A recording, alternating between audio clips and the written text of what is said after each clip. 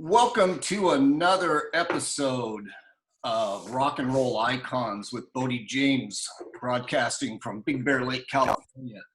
I am so pleased to welcome Brian Wheat, bassist for Tesla, who has a new book, Son of a Milkman, that I'm going to tell you is an absolute must-read. Brian, welcome. Hey, buddy, how you doing? Outstanding, man. I'm telling you, I've got to say that having read your book, I'm going to, and I don't use this word lightly, I'm going to classify you as a hero. Because in the day and age we're in, with the way media is, there's not a lot of people that are willing to completely fillet their soul. And you did in this book, man. And on some important topics like anxiety, depression, autoimmune diseases, and things I'm intimately familiar with because I suffer from those too. And they need discussion. So thank you. No, welcome, man. I wanted to put out an honest book. Well, you absolutely accomplished that. I tell you, I was grabbed from the forward on. Most forwards are kind of a throwaway. We both know that.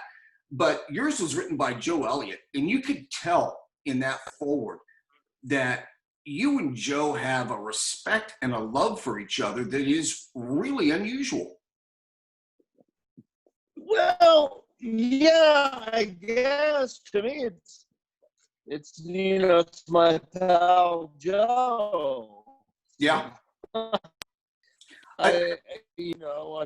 He's a really good friend of mine and has been ever since I've met him, and we're just buddies. And when I started to do the book, it was brought to me, who should we get to do the foreword? I said, well, it's got to be Joe. Yeah. Let's ask him if he'll do it. But he's been like a big brother mentor to me since I met him on the Hysteria tour.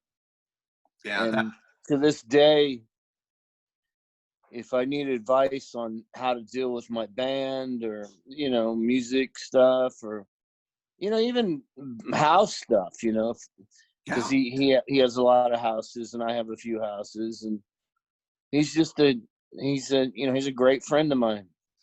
And see, that's the thing. It's unusual, I think. And it's it's a gift to have somebody in your life like that will be totally brutally honest with you. I mean, and being willing to have somebody like that in your life is also huge. Yeah, a lot of times people don't want to hear the truth. No. And, the thing with him is he'll give you the truth, whether, and you're going to listen. Yeah. Yeah. That's a killer thing. I've got a buddy that's the same way, and it's a blessing. And I think more people, if they're willing to expand their minds, should be open to it. I mean, even we're seeing politically, if you see on Facebook, people unfriend somebody because their belief system's not the same as their own. I know. Especially if you like Donald Trump, people will unfriend you. Yeah. Yeah. And to me, I'd rather surround myself by people whose opinions may be a little different and are going to straight shoot with me. That's how I grow. And I think we all are in that position. Yeah. Well, hey, I wanted to talk to you. You talked about eating disorders and anxiety, depression, relationships, everything in your book. And I was really pleased to see the way you ended the book with talking about deep depression and how it can result in suicidal thoughts and what to do. Man, that's such a huge thing to share with people. Mm-hmm. Well, I like I said, I wanted to write a book that was honest about my life and share with people what I've gone through and what I go through, and how I try to deal with it. Yeah, that's something. Suicide is one of those topics that people don't want to talk about. It's kind of the ugly relative you hide away.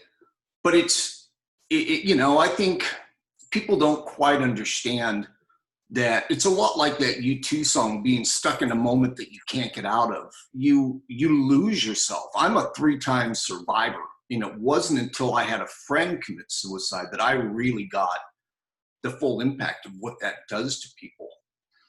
Mm-hmm.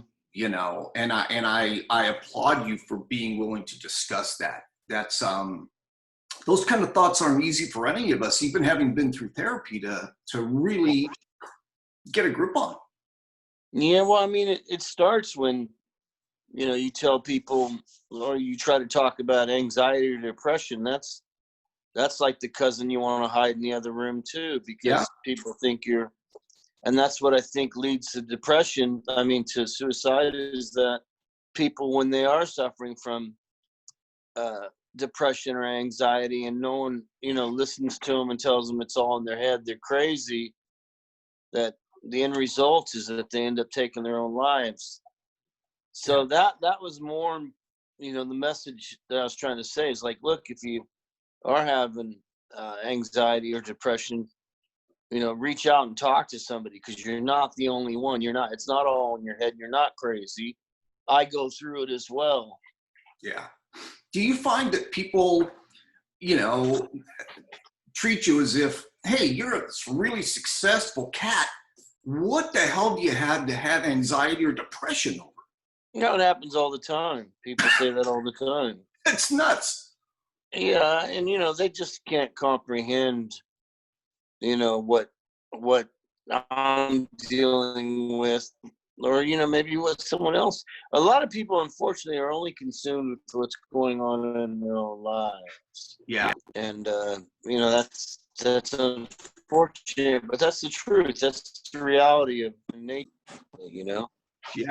Yeah. And you were very honest about the way your autoimmune deficiencies, how that kind of sets off the anxiety and the depression, and the pain that goes along with that is hidden because it's not something that's real obvious to people. I know mine has given me extensive arthritis in my spine, and the pain is ridiculous. I finally made a conscious decision to go to rehab and get off of opiates, but that you have to accept then the pain that comes with it.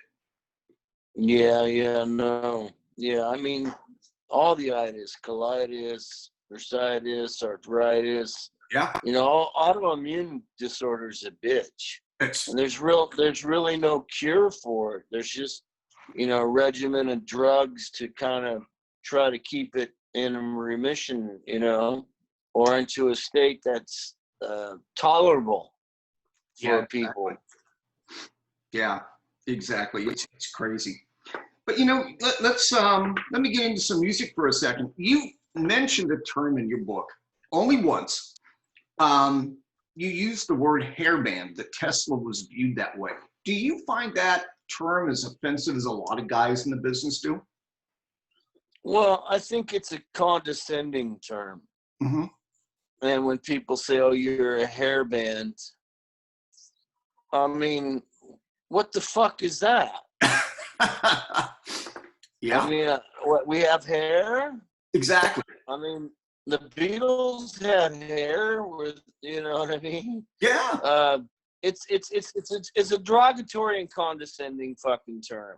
Yeah. Instead of just saying, well, you're a band from the 1980s, a rock band from the 1980s, they have to use, well, you're a hair band. Right. And, I've heard it called butt rock as well. And, it's just, it's at a time when people started putting all these labels on things, Right. And,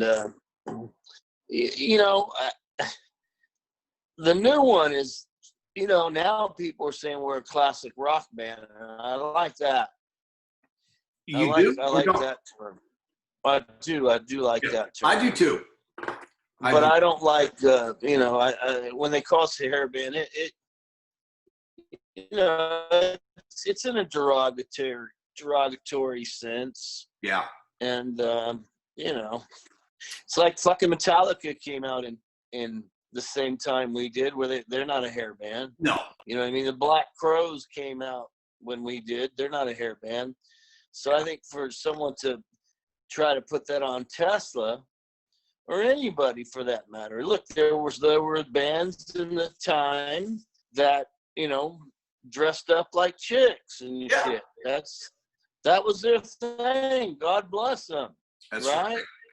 That's all right. They had some great fucking songs. That's right. So it's just to make fun of anyone that has, you know, made records and put their shit on the line. It's just uncalled for. And I think, you know, calling bands hair bands is a bit of a fucking it's a condescending, you know, derogatory label. I agree. And you know, when it gets boiled all the way down to it, that era of music has staying power. It is really well. good. It certainly does well in the summertime in the sheds. You know. Yeah. It certainly does well on tour. You know, Motley Crue and Def Leppard, you know, were selling massive amounts of tickets. That's right. In a blink of an eye. So, you know, people like the music. That's all that matters. It's not the fucking label that you put on it. Right. Now, I heard that Tesla hasn't been doing a lot of, you know, writing or recording or anything during the pandemic. Was that a decision based on, hey, it's just nice to take a deep breath and take some time off, or was it financial? We all know when I think it's a combination of a bunch of things. Uh-huh. I think we're scattered all over the country for one. You know, we're older. Yeah. So, you know, traveling and getting sick isn't really high on the list of things that we want to have happen. Right. We have been hitting it pretty hard for the last 20 years without a break. So there is a break factor that came in. But more important than that is that we don't live in the same town anymore. And we're not the kind of band that makes a record with one guy in New York and one guy in Tennessee and two guys in California. You know, we just don't do that. We have to all be in a room, you know, in proximity of each other to be making Tesla music. I get it. That organic feel it comes across in the music. It really does. Yeah, so, you know, songwriting. As you get older, do you find that the songwriting is different for you? And if so, how? well, I think it's different just because I've developed more skills, Mm-hmm. you know, and learned how to write songs better than, say, I did when I was young. You know, it's like going to the gym for 30 years, you know, all of a sudden you got your technique down and you know how to get muscles if you want to get muscles. When you first go there, you don't know shit. You just try anything. And that's kind of how I equate songwriting. You know, you start in the beginning, you know, you listen to your favorite Beatle records or whatever, and you try to write a song, you know, because you heard, you know, the Beatles or whatever, and then you develop your own style and your own sense of songwriting. But that comes with time, and I think as you get older, it does develop and get better. Yeah. Hopefully, you don't want it to get worse. No, that's true. That's true. Do you find that the songs that have hit the biggest for Tesla were the ones that came easy, or were they the ones that took, you know, a long period of time to really develop? Well, some came easy and some took a long time.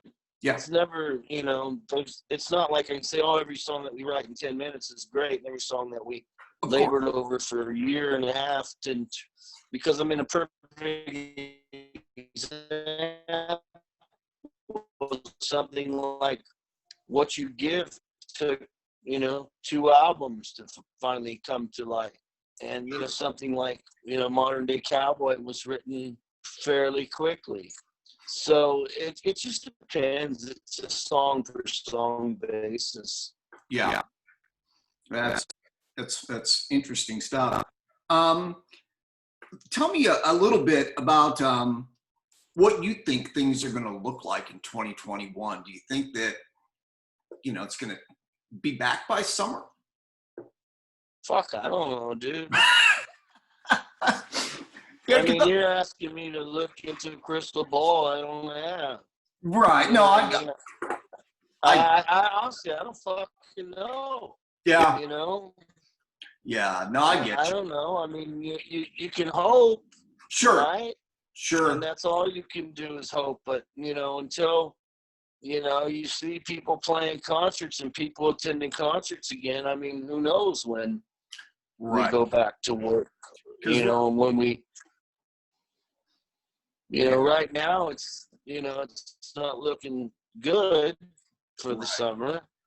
I mean, everyone's saying that, Corona's going crazy and, you got all kinds of shit going on right now. You got, Yeah, we don't know who the president is. We don't, there's 5 million people in Washington today. yeah. I And, know.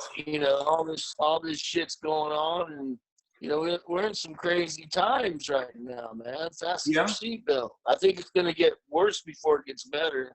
I would have to agree with you. The only reason I ask is, I'm starting to see concerts pop up. They're not really huge events, but people are starting to play, and then you're seeing schedules coming out that as early as February for tours. And I don't know. I think it's a little optimistic, but Well, I think what people do is they put these shows on sale and then they realize that, you're still in lockdown, then they have to cancel.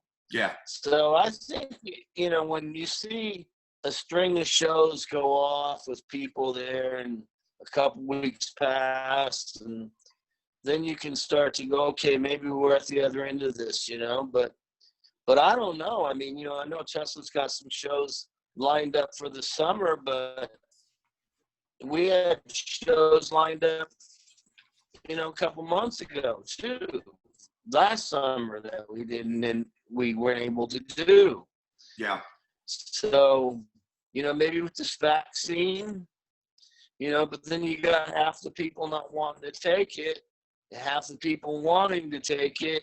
I don't know, man. We're in man, let's just say we're on a boat and we're in rough seas right now, man. Batting the hatches. I'm with you. Things have changed so much. I mean, if you look at, 12 months ago, if somebody, my anniversary was a week ago, if somebody told me I could walk into a jewelry store with long hair, tattoos, and a mask and not attract attention, I'd have said they were nuts.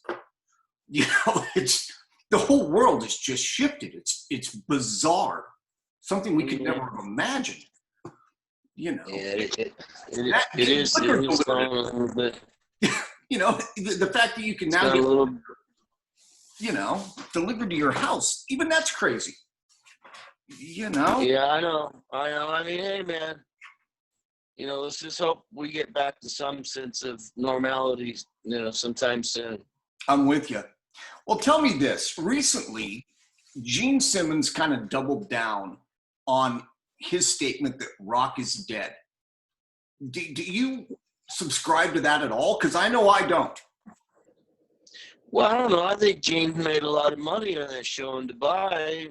Yeah, exactly. Didn't seem like Rock was dead that night. It sure didn't. But I mean, I think what he's saying is I think what Gene's trying to say is that rock as it was, say, when 1989 is not the same as it is today. Okay, in 1989, rock was all over the media, it was all over TV, it was all over radio. And now it's become more of a selective thing that was similar to maybe the early 70s, when rock wasn't, you had these waves of hard rock. So I think that's what he's saying. Is it dead? No, it's not dead. It's just not number one on everyone's list, especially when you look at that 10-year run we had from about 87 to 97, right. with rock and grunge, whatever you want to call it, or whatever. It was still all just rock music to me. And it was everywhere. And So it's just, it's not there, but that's not what, that's what I think he's trying to say. It's not dead, because certainly when you put out Def Leppard and Motley Crue and Poison and Joan Jett in baseball stadiums and it sells out, in a day, that's not the indication that that kind of music's dead. But, look, there are less rock stations. MTV doesn't play rock videos, VH1, those things are gone. So as we knew it at that time, yeah, it's different, but I wouldn't say it's dead. But that's Gene's thing. I'm not worried about Gene's thing. Gene gets enough publicity. Let's talk about my book. Yeah. Well, I was really interested in your, in your solo work. I honestly had not listened to much of it until I read your book, and really good music. I would encourage. So you mean the Soul Motors? Yeah, with Soul Motors, I would encourage people to listen to it, because it's different than Tesla, but I'll tell you, it is good, solid rock and roll. Yeah, no, thank you, man. I mean, I've been doing that, and I got some brand new Soul Motor material coming out very soon. Oh, I was going to put it out earlier this year, but with COVID, I want to be able to go out and play some shows with the band. Sure. So I didn't want to put out a record that I wasn't going to be able to go out and play dates behind. Right. But I put that band together when Tesla broke up in 1995, and I've had it ever since. And it's me and Tommy McClendon and Darren Wood, and Dave Root actually works on this new album. So I'm trying to put together a tour and a record with Dave and Tommy and me and Darren and the drummer Derek, and it's like kind of like my alter ego. Mm-hmm. When you have a band like Tesla, Tesla is a brand. It's been around 37 years, and it has a certain thing that you expect from it. You know what I mean? Yeah. Otherwise, I mean, if your Coke if you drink Coke and all of a sudden they change the Coke like they did in the 80s, people hate it. They don't like the Coke anymore. Coca-Cola, that is, not cocaine. Because that's a whole nother podcast in itself. Yeah, it's true. So with Soul Motor, it gives me an opportunity to do things that I wouldn't normally do in Tesla. Right. And I like it because it keeps it, it keeps me fresh. And I've been really lucky. I have two great sets of guitar players, with Tesla and Soul Motor, and two great singers with Tesla and Soul Motors. And the bass player, he's okay, Nah, I think he's pretty damn good, man. He's all right. So it allows me to do things that I normally don't get to do. So I enjoy it. And I encourage people to go listen to it too, because I think that, I think it would appeal, especially like to some of the Tesla fans. Oh, there's no doubt. No doubt. I in fact will put a link up with this podcast so people can find it easy. It's really, really good stuff. And I'm into music. I'm a huge audiophile. I'm very surprised that I had not discovered it sooner. I'm actually kind of ashamed of myself. It's good stuff, man.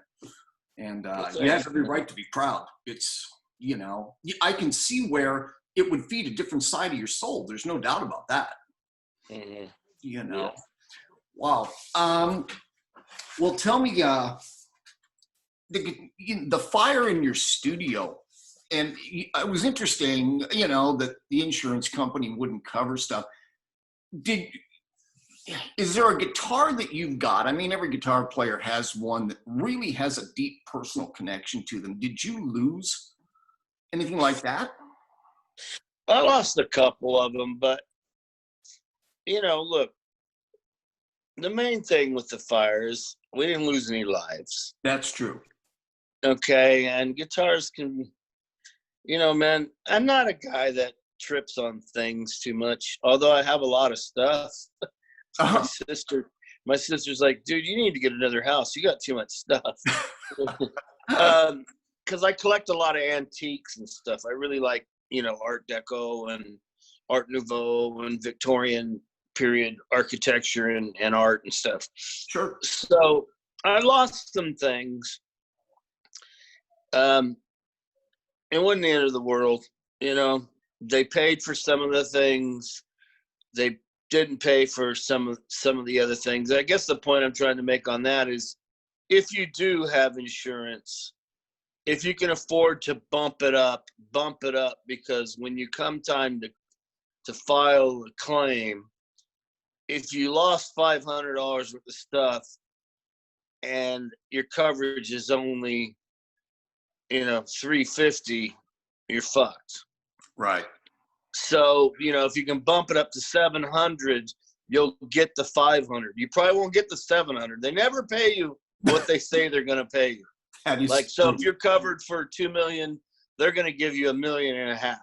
Right. And then they're going to fight you for the last. And that's what happened with me. They fought me on the last, $500,000 of stuff for like a year and a half. And then you just get tired and say, fuck it. I give in. Yeah. Well, I tell you, the thing that really came across when you told that story was that when Monique, your wife, called you, man, you had to have been just flat out terrified. I mean, I was freaking out. Yeah. I was in a hotel with Jimmy Dean, the guy that works for us, and we were in New York mastering a Soul Motor record. And I get this call, and she's freaking out and screaming, saying the house is on fire, the studio's on fire. And I'm running around like a chicken with my head cut off. Yeah.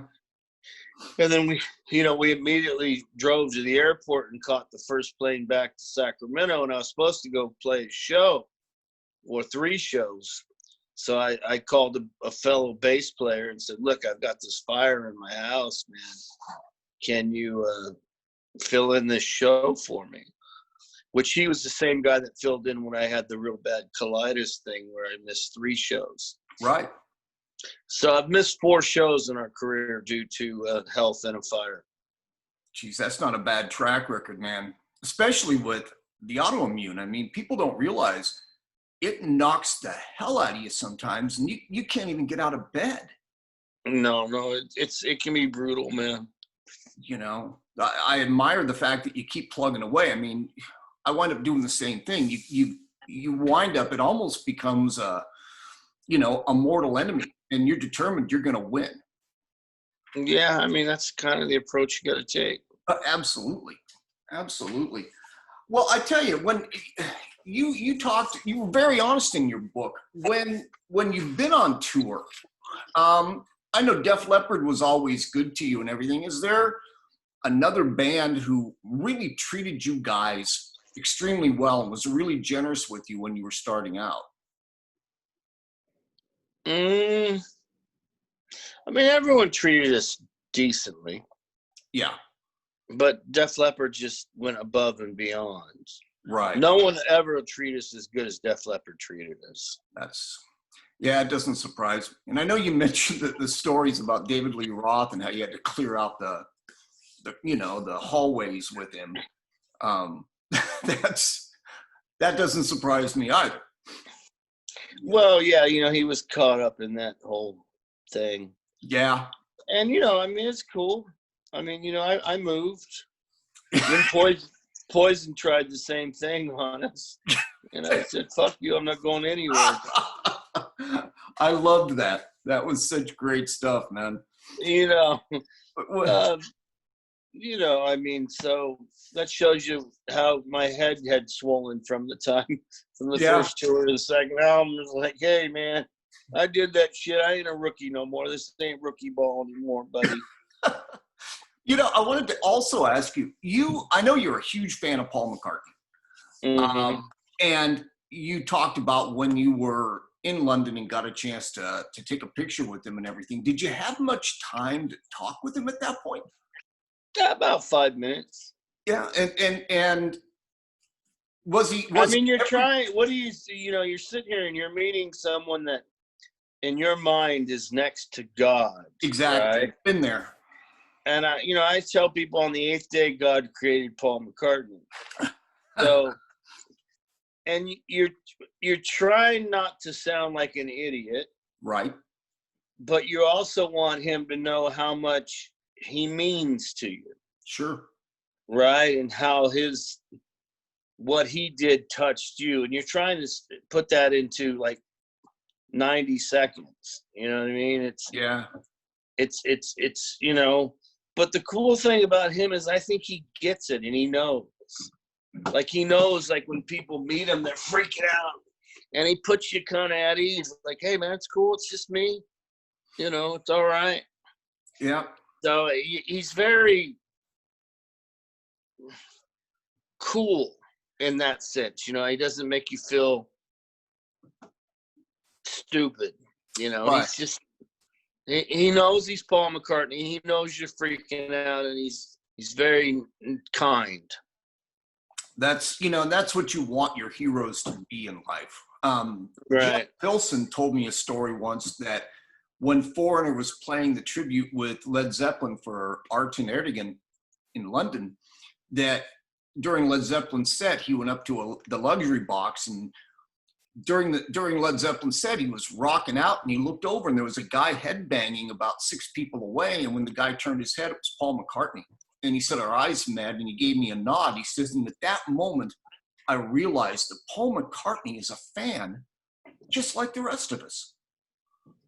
And I thought, such a bitchin' story. Yeah.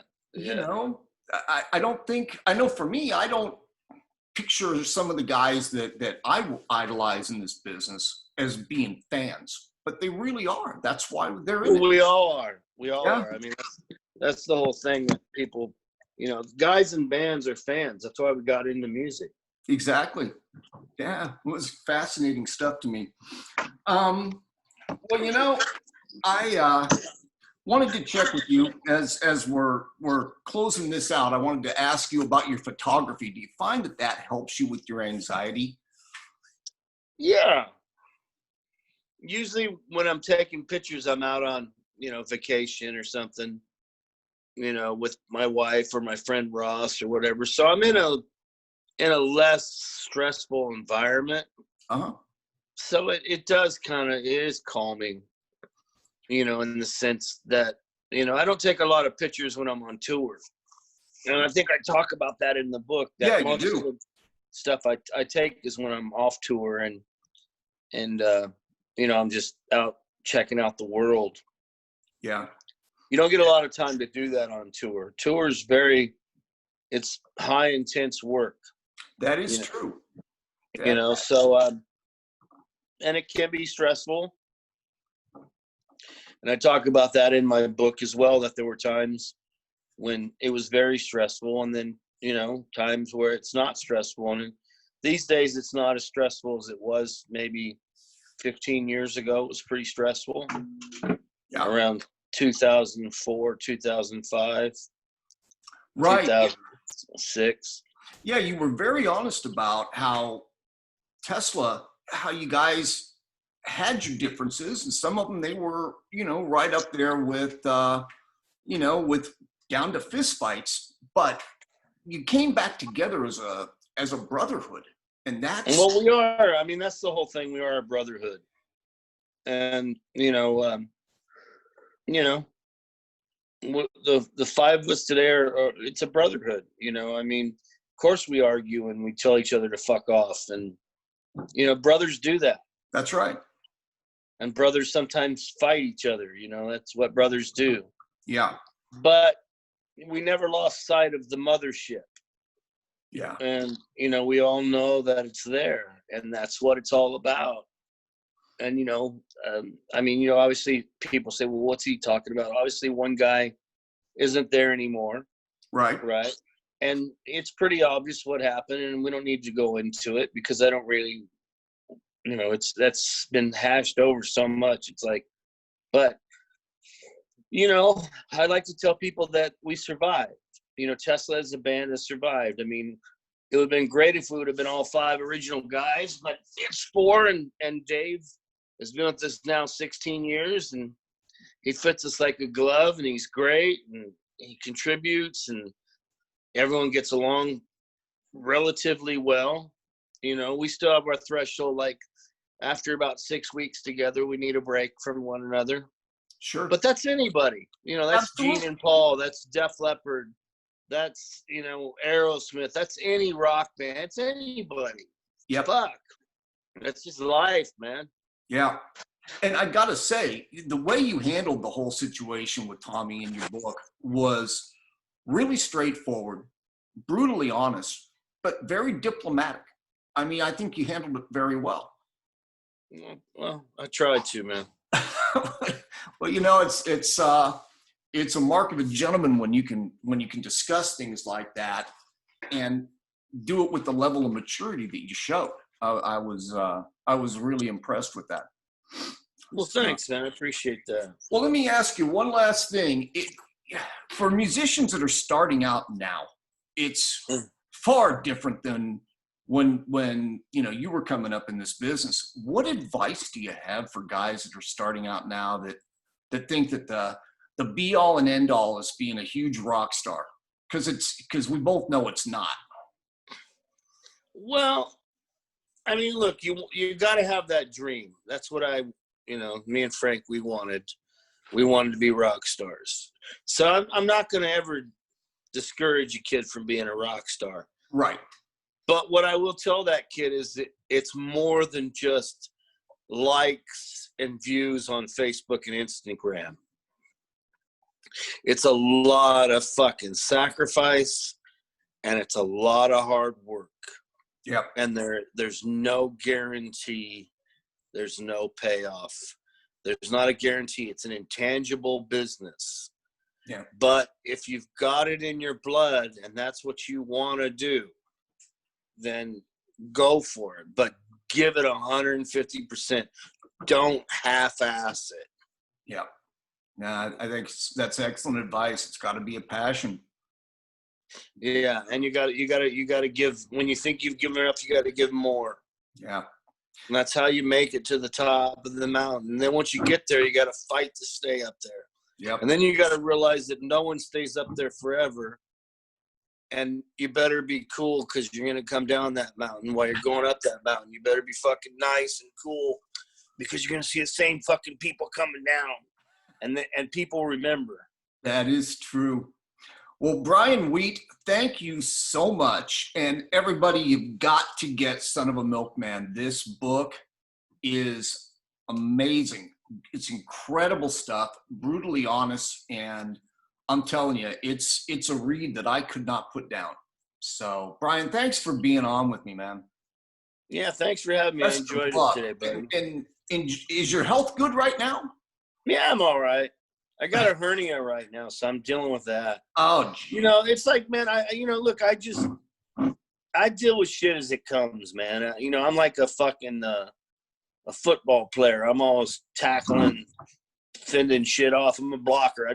Shit comes at me, I push it out of the way. It's just keep moving forward. But, I do have to get this hernia taken care of. I don't know, I did something a couple months ago in the gym in LA when I was training for this last tour we did last year. And I felt it, and I thought I just pulled something, but it wound up developing into a full-fledged hernia. Oh, man. So, but I'm all right, man. I'll go get that taken care of, and I'll be ready to go this summer. If they give us the green light, I'll be ready to go. Rock and roll. Good deal, man. Well, I hope to see you on the road, and I hope we have a chance to talk again. Thank you so much. All right, buddy. You take care, man. You take care, man. Have a happy and healthy 2021. You too, man. Let's hope we can all get back soon. Amen. Take care, man. Okay, buddy.